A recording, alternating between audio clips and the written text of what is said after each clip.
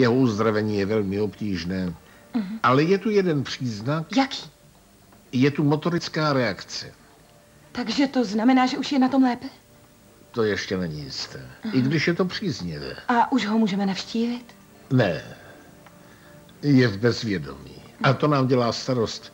Je už v komatu dlouho a to nechává trvalé následky.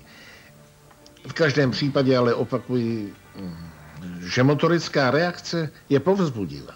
Dobře, moc krát děkujeme, doktore. A prosím vás, dejte nám vědět, ať se stane cokoliv. Samozřejmě, dám vám vědět. Dobronoc. Prosím tě, Mercedes, doprovodíš mě teď do pokoje. Ano, ano, samozřejmě.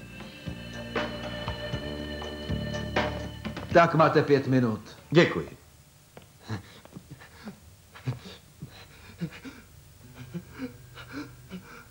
Už jsem byl mrtvý. Ale nejsem mrtvý, ne? Nejsem mrtvý. Vždyť můžu dýchat. Když dýchám, tak to jsem živý. A když jsem živý, tak to nedovolím červům, aby se do mě pustili.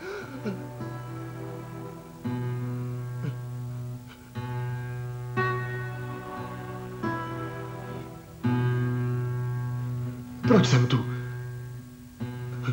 A kdo jste vy?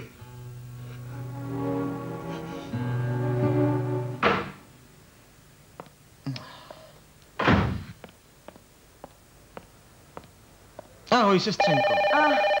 Uj, promiň. Malý moment. Ahoj. Ahoj. Ano? Moreno, tady Jago, hlavně mě neoslovuj. Ten člověk, co je tam s tebou, tvrdí, že je skutečný Fabio Sirenio. Ano.